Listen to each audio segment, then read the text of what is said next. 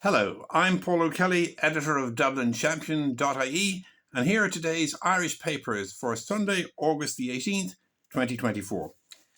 Plenty of brain candy, but also one serious story today, and you might be surprised to learn it's in the sun. More about that later.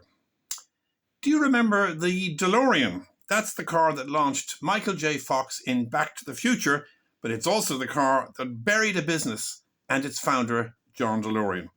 Well, that very vehicle, described in today's Sunday Times magazine as one of the worst cars ever made, is being relaunched by the late founder's daughter, Kat DeLorean. Something like this will cost you a mere $1 million in a limited edition of 42, but there's also a cut-price Corvette-based model complete with gull-winged doors. Time travel, Kat says, is an optional extra.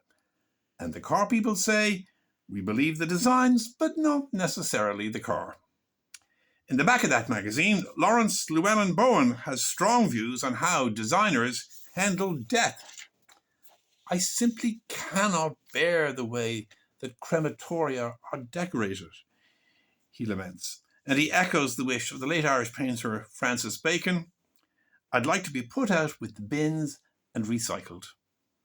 Speaking of minor celebrities, the Rose of Tralee kicks off tomorrow on RTE1. And it's a miracle, according to the Mirror, that it's happening at all.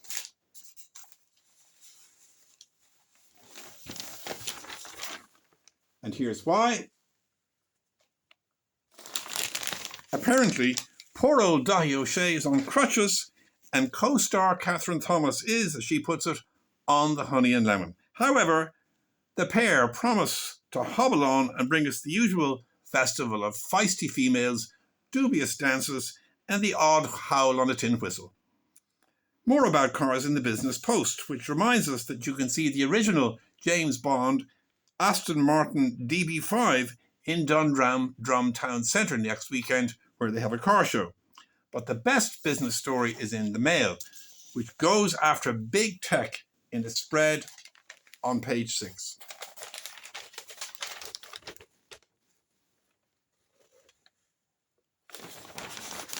The Mail details the unchecked hatred, lies and libels on platforms like YouTube and X, and of course on Mark Zuckerberg's Meta. Now, according to Holly Carnes of the Social Democrats, it's time to get tough. What we need is a regulator with teach, he says, a view echoed by Alex Cooney of CyberSafe Kids, who's quoted claiming that big tech allows children to be exposed to terror, horror and sexual content. In reply, this very channel, YouTube, did in fairness offer a spirited defence of their safeguards. But meanwhile, the Zuckerberg stable of Facebook, WhatsApp and Instagram refused any comment. But finally, as promised, that big story in the Sun.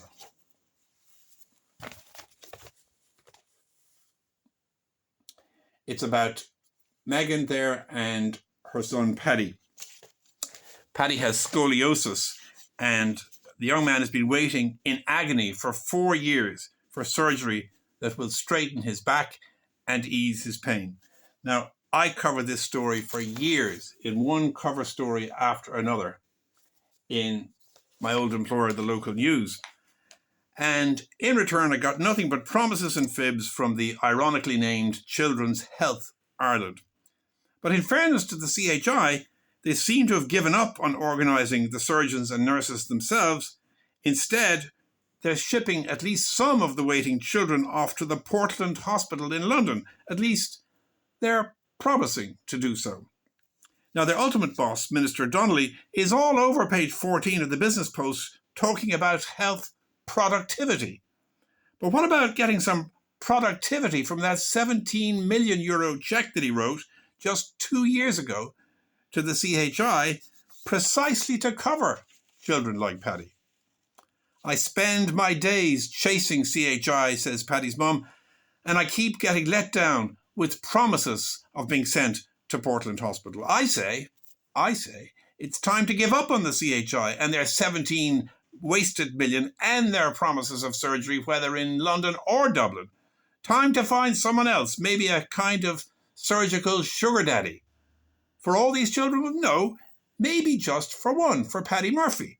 You see, if you show up the cruelty of the CHI and the supine passivity of Stephen Donnelly in just this one case, maybe then, maybe, you never know, you might just shame these people into action. I'm Paul O'Kelly, and I'll be back with the papers next Friday.